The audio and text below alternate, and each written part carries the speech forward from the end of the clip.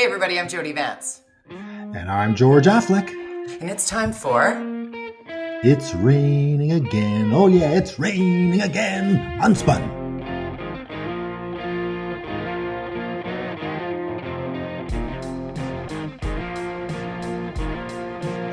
Says the guy with just a little bit of a suntan. I'm looking a little pasty here. I've got the glow on my ring light because I'm just trying to not look super alabaster next to your tan. Yes, I apologize. No, you don't. It's pretty nice down here. I'm working hard though. We are like working every morning and trying to get. But this is my only holiday that I get for like the only holiday I've had probably in 2 years. Yeah. So I apologize, but also I don't apologize. But when you're rubbing in the weather. Looking out over your shoulder, I can see what looks like warm and sunny greenness, and I look out my window and it's torrential. It rains so hard on your TV. I know. It rained so hard on Wednesday here. I was doing a Zoom call podcast recording, and it sounded like waves crashing against my house. It was bad. So consider yourself lucky and soak up that sunshine, George, even though you're working down where you are. I'll be back Sunday. There's a lot going on that we need to unpack. And of course, you're staying on top of all of things. But before we dive in, let's reiterate that you must be followed on Twitter at George _Affleck, because somebody took George Affleck and you can't get it, which is crazy. Some guy. And I'm Jody with the Y, Vance, at Jody Vance on Twitter. And you should follow us on there. And also, of course, go to the Orca.ca and sign up for the Fin. Lots of reading to be done in there. And much of what we're going to talk about today, we're going to to take the spin out of some of the hot topics. I've been on a rant today. I think we have to start. We got a bunch of stuff to rant about. Let's start with the FOI stuff, the freedom of information and how the process works. Can you just give, because everybody's like, FOI. Average Joe public doesn't have any idea what FOI is. So what is it? And then let's get into what's happening. FOI is an acronym for Freedom of Information, and it's a tool. It's basically how to access information that the government is doing that may not be public, or maybe all the information wasn't made public. So reporters, of course, use this a lot to dig into a story a bit deeper. Obviously, the whole casino fiasco and all that stuff that Sam was doing from Global is all FOI stuff for the most part. And so it's really an important part of journalism. And government, depending on which government, sometimes they're really cool about it. Sometimes they're not. Sometimes it's bureaucracy. Sometimes it's, whatever. But in the case of the province now, they are really, this is something that I fought for against 15 years ago when I was working with the Community Newspaper Association, which I still represent. Yeah. And 15 years ago, I fought with the provincial government. They were bringing in a whole bunch of different fees. One was court fees. They were going to charge for getting information from the courts. Another was FOI charges. So this is something that's a real, if you're working as a freelancer or in a small community, $25 or $10, if you add it up, it really adds up, and it costs a lot of money, and it discourages journalism. It discourages people doing good work and finding out and getting to the bottom of stories that need to get to the bottom of. So I think this move by the provincial government right now to charge $25, and they're calling it the Bob Mackin bill. Bob Mackin's a freelancer, for those who don't know him. He's very tenacious. He's very controversial. Sometimes people think he goes too far, but he alone did over 300 searches last year, FOI requests, which, of course, if you multiply $25 by $300, is probably more money than Bob made as a freelancer. Probably. So it just makes it, and it's not just that. It's also used by, interestingly, political parties. And so the other big group that uses it is Liberals. BC Liberals use it to get information. You think that's weird. Well, you have to FOI. You're actually in government. You have to FOI information. Yes, you do. And so the biggest culprit really is the BC Liberals. What's ironic is the NDP bringing this in. It'll punish them when they one day, and they will become opposition. And you think the Liberals will revoke it? Of course not. They'll be like, haha, now you pay $25 per search. So, and actually there's a way to push it through to taxpayers too. So it's just like this. I was just going to say, ultimately, who's paying Us. Well, yeah, it's for the parties, it's taxpayers. For us, is for the reporters, it's the reporters. Right, So but it comes down to it always being us. Yes, that cost 100%. is always going to be passed along to the end user, and the end user is somebody who wants government held to account.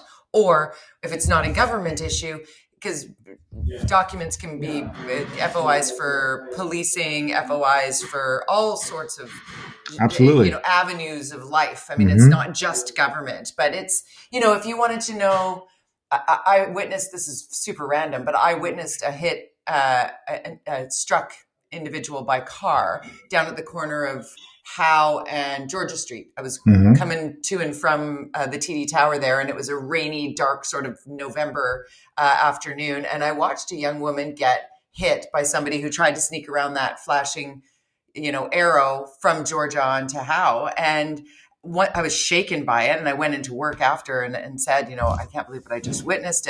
And somebody in the newsroom said, we should FOI that. We should find out how many people have been hit at that intersection. And I was like, I never thought of FOI like that, but that's where you find out, how many tickets have been given in the school zone in front of your house, or, but whatever it might be. So this isn't just, money laundering and inside politics and whatnot. This affects everybody.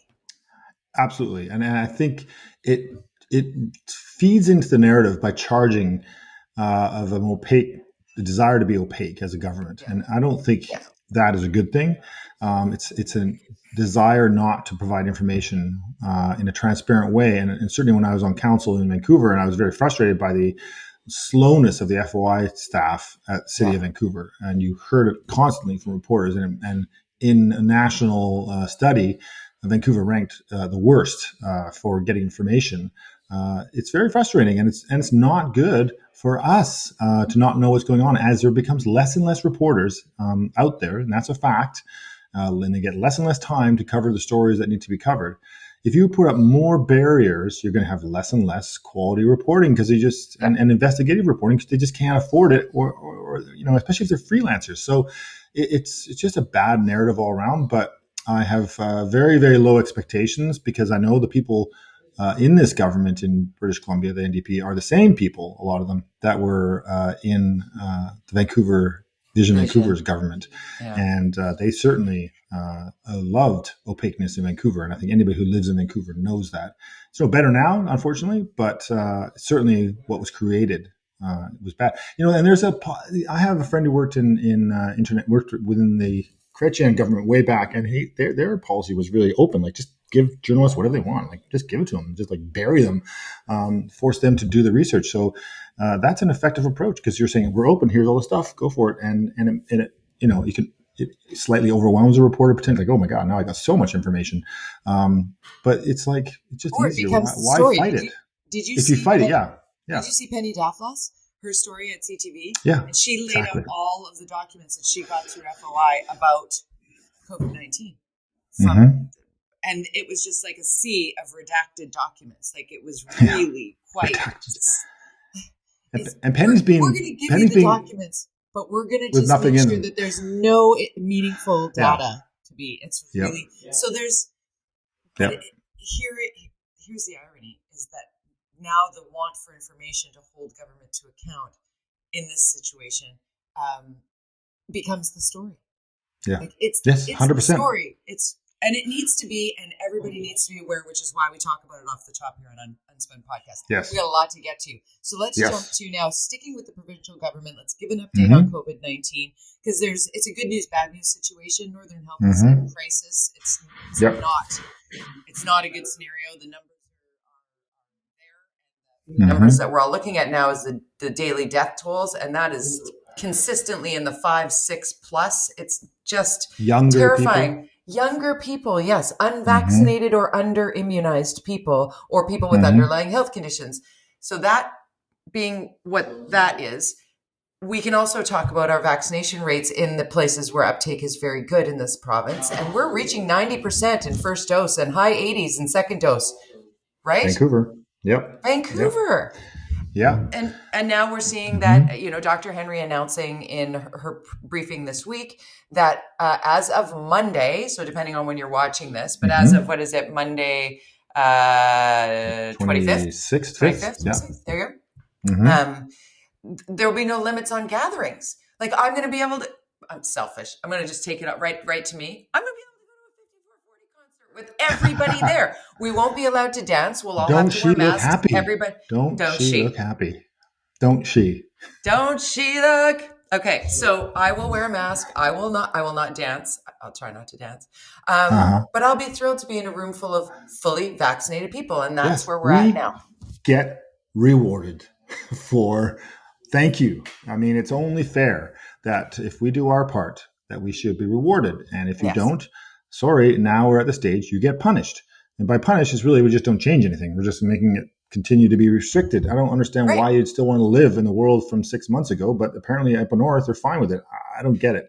And now we're heading to winter. Punished because you can always join it. You can always join the people that are being able to move freely about the province and about the world. Actually, that was just announced this morning. The federal government saying that there will be a national passport for Canadians, and BC not yet a part of it, but what did they say? Chrystia Freeland, the finance minister and deputy prime minister, said we will foot the bill for everybody to be online with this. I thought, okay. It's and I'm in California, and I'll tell you right now, it's super complicated. The kids were here; they had planned this trip a long time ago.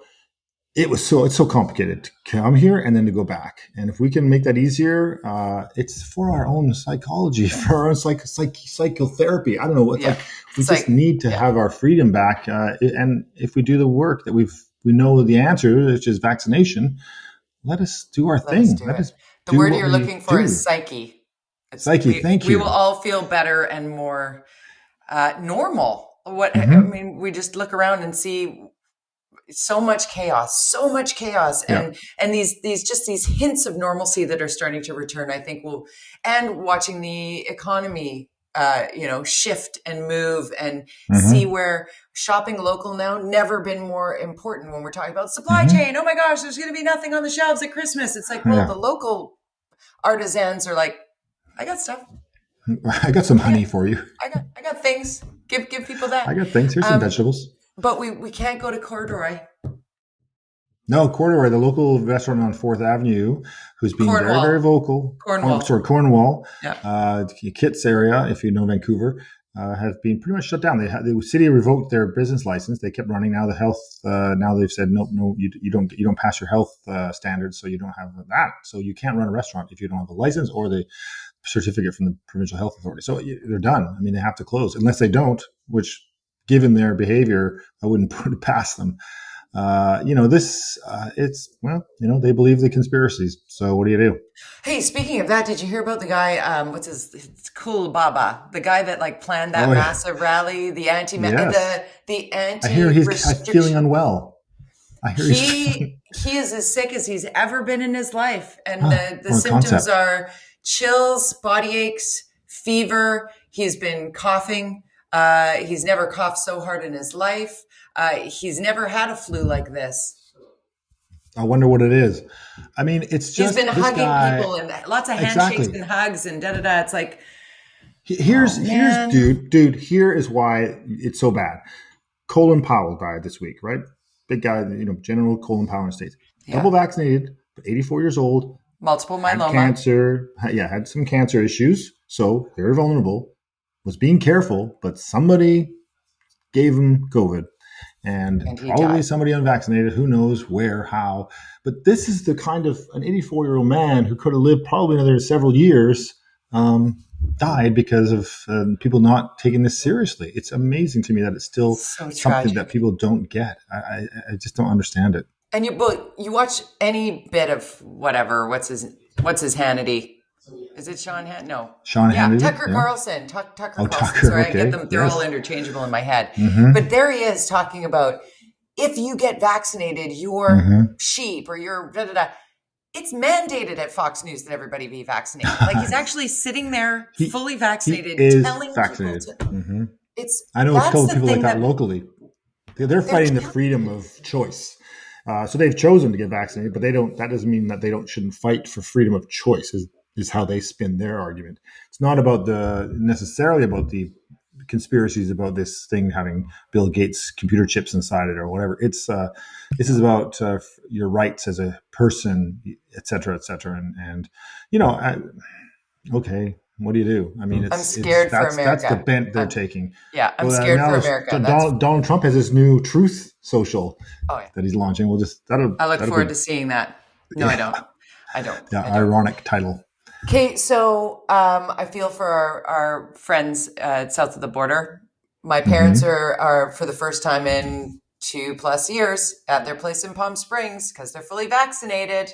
They've been down there now for 2 days, and they're very excited to be feeling that freedom. And I think it's important that people who are saying, I'm free to not be vaccinated, understand that if you actually just get 2 shots over the course of 1 month, you will be free to move about the planet.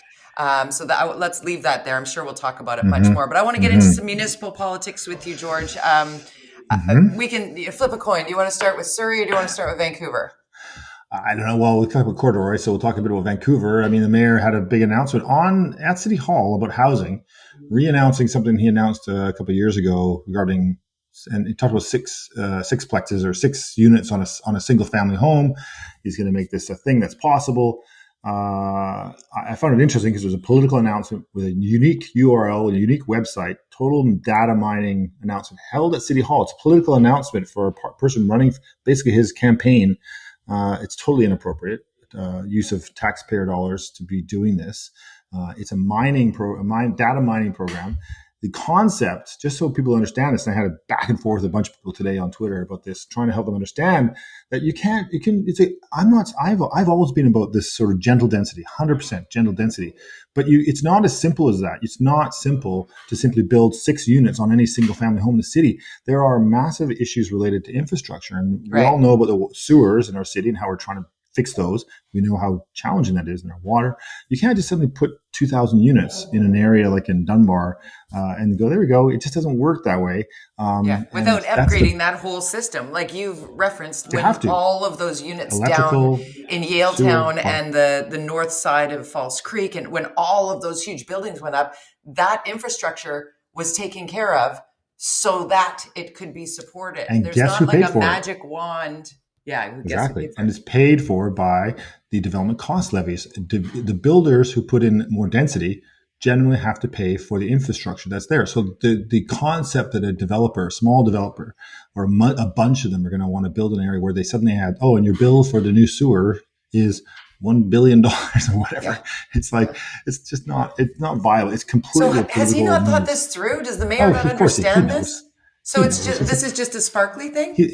Next thing you know, he's going to announce solving homelessness by 2015 or whatever. So, I mean, and so the third thing really is it's redundant. It's if I get what he's doing, if he brings it forward as a motion, it's the same, from what I can understand, the same motion he brought forward that was defeated. The regulations as a councillor and a mayor in the city, you can't bring the same thing back twice. It's out of order. You just can't. Somebody else can bring it back. So he'll finagle that. But if he wants to own it and bring it there, somebody else has to bring it back, and it has to be different enough from something that they've already voted on in this term. He can wait till the next term, but in this term, he can't bring back something that he's already tried once before. Because believe me, I've tried it.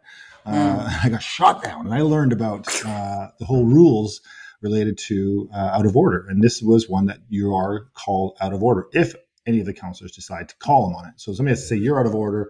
Or the chair, if it's a different chair, if Adrienne Carr is the chair, she should call it if it is in fact the same basic concept that he brought forward. It's out of order. It's not. It's kicked out. It doesn't get to be discussed. So he knows that. He knows that this is political. 100%. He knows the infrastructure issue is complex and almost impossible. I'm not discouraging this. I don't want to say I just want people to understand that this is 100% spin on his part, and it's not. I can't see how it's doable the way he's describing it. It's lofty, and it ticks a lot of boxes, but it's just, let's be real. We have the density in the city, the zoning capacity already set. We should be focusing on that and finding ways to speed up the process of the places that are already zoned for capacity. That should be the priority. of this council, of any staff person, focus on the zone capacity that we already have. We have 5,000 to 6,000 people moving or 5,000 to 6,000 units being built every year, but we have about 7,000 people moving to Vancouver. So you got a differential the numbers of don't 1,000 match people up there. Nope. Yeah. So, and when you say that, George, and this is far more your expertise than it is mine. And we talk about gentle density all the time. My preference is exactly what the mayor's pitching. He's trying to get people like me to go, well, yeah, I'd love to live on one of those 6 units on what was a single family like that. Yeah. Boom. Yay. Sparkly thing. Yeah. Sure. When at the same time, though, being somebody who's having these conversations with you on a weekly basis for 144 weeks straight, I would like to see more breaking ground and building than plans and promises for things that, because even those 6 units on a single family in Dunbar, they're still going to be $2 million each. Like, this is not going to solve the affordability issue.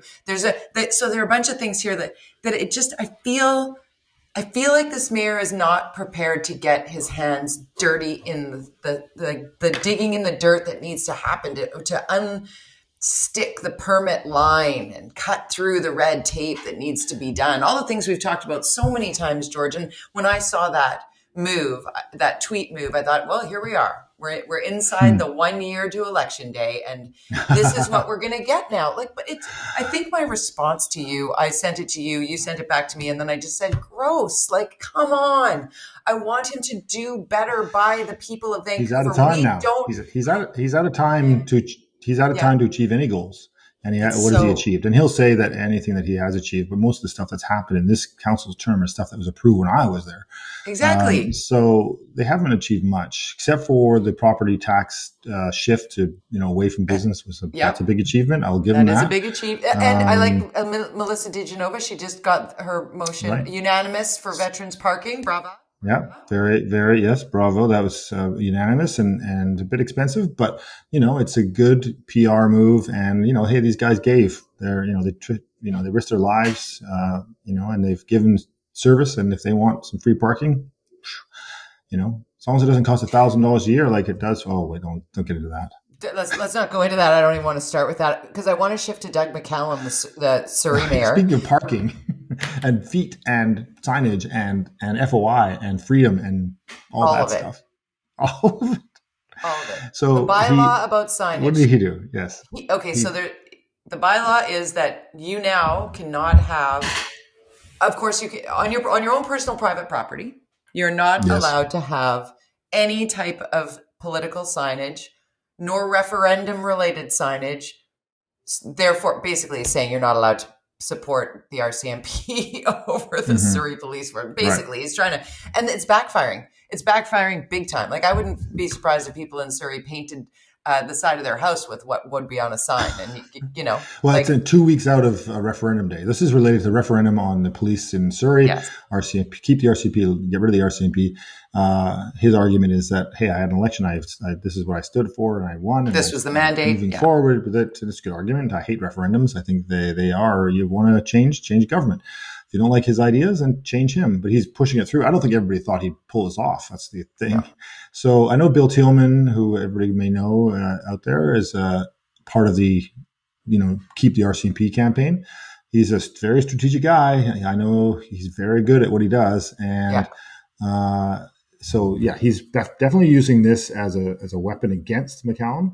But, when it comes to advertising, it is a strategic, very good move on McCallum's part. Even though he might take the heat, he limits the opportunity to push the message into 2 weeks. And if you understand politics, you need more time to win and to push your message. The longer if you have 4 weeks is kind of that magic thing. 2 weeks is definitely okay, but it's hard to get it all out there in a short period of time. You need about 4 weeks to do an outdoor campaign like that. And so you'll see, I don't know how much money that the No campaigns raise there, but if they have any money, it'll all go to Facebook probably. So I think they're going to put up signs anyway. I don't think they have enough bylaw officers to take them down. I think it's going to be one of those situations, but fine I us later. Yeah, no, you're right. And then you get the fine and say, we don't exist anymore. Bye-bye. Yeah. Bye. So, I know, and he's also going to court. It's just interesting times in Surrey. It's usurping Vancouver with its craziness. It really is. I was saying, maybe we need to do 2 podcasts a week just to keep up, because we're running out of time, and I haven't even talked about the Prime Minister's visit. I know, and there are all the other rumors happening in Vancouver that I'll get into next week. But yeah, okay, we'll do that next week. Your column this week was very interesting, and Prime Minister went to Kamloops to do this press conference to meet. I was watching that. I thought his face wasn't the right facial expression for that entire press conference, but I don't know if you saw it. He's got this smirk. I was standing but it wasn't the right face in my mind. But I was covering this for Al Jazeera English. I was up in Kamloops from Saturday to Tuesday, and I can tell you that he was fed some significant humble pie from Chief Roseanne Casimir of the Kamloops Kamloops Indian Band. They prefer to be called the Kamloops Indian Band as opposed to the Tk'emlúps First Nations. That's something that I learned while up there. But Roseanne Cashmere, the chief, she did not mince words at all. And the National First Nations chief, Roseanne Archibald, the new Assembly of First Nations national chief, these women, powerful speakers, and also a couple of survivors and generational survivors that spoke and addressed him directly. Like this was, it was really impactful because the reporters asking questions also very good. We learned Neetu Gercha was very poignant as she is with the Prime Minister and asked about the documentations on the 215 unmarked graves, the children who are buried there. It is really, George, it's one thing to talk about it, and it's another thing to stand there. Like it was a very impactful few days. And Neetu's question about the documentation and the Prime Minister basically saying, we've given it all to the Assembly and the Truth and Reconciliation commissioners to look at all. There's 5 million documents or something, which peaked, like the nation went, no, we don't have those. So there's been a back and forth. And so that's going to be what's unpacked next, I think. And when Chief Roseanne Archibald said, our babies are here and we need to identify our babies so they can be brought home. And that was really, really poignant. So he did speak to and take all of the questions, and not all of it was spin. And that was something, I guess. But it was very clear that this community was upset and exhausted by the fact that it's been almost 5 months since the discovery, and then he just got there. So read about Rose Miller, the survivor, in my column. I read it. On the Orca. Can't even with it was powerful. Yeah, amazing. I mean, thank you for sharing that. You've had a good couple of weeks in your stuff you've been doing with your column. Last week was definitely got a lot of play. Or the story in the Globe Mail. I mean, that story. Oh, the Globe Mail. Yes. I wasn't expecting that to come out until Monday. So when it came out on Friday, it was a lot. It was certainly widely shared. I would like to see the readership numbers of that one. Pretty high. I'm guessing Globe Mail is like, whoa. Just for people who maybe didn't see it, have a look. Mike Hager did I'm not used to being the subject of the news, and I'm even uncomfortable talking with you about it here. I didn't know what the column would have in it because I had to trust Mike Hager, the journalist with the Globe and Mail. And I want to thank him for sharing exactly my experience and also being aware and cognizant of my trepidation about what happens next. Because the short of it is someone has been harassing me online for 5 years. Intensely. And thankfully, Jesse Miller of Mediated Reality was able to identify him. And through diligent work from the Vancouver police detectives, they were able to gather together over years a case, and then Crown approved his arrest. And I'm not naming him, and I'm not going to get into the details of that. He has a court case in February, and I will follow it through to the very, very end. And my hope is meaningful consequences for 5 years of criminal harassment online, 5 counts of criminal harassment he is going to be charged with. But more than anything, George, the reason why I share it, and it makes me, I don't know if I appear as uncomfortable as I feel, I want to change this for other people. I want it so that nobody has to go through 5 years 100%. of this. And you certainly got that, the people jumping into the conversation on Twitter and Facebook was significant, as a lot of people were saying, I've been harassed. Yeah. I too have been harassed.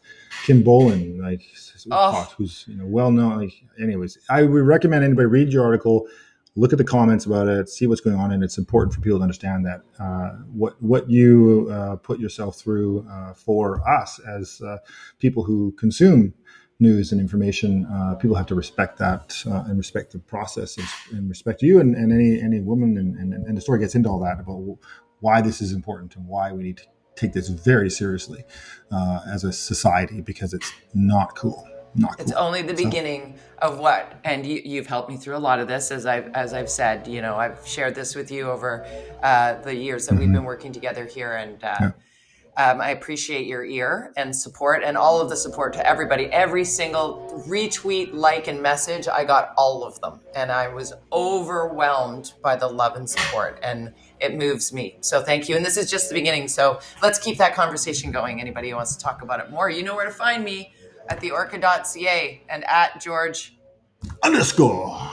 at Jody Vance on Twitter. Yeah, check my Twitter feed. You'll see it all there.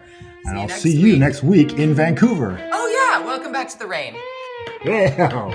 Bye. Bye.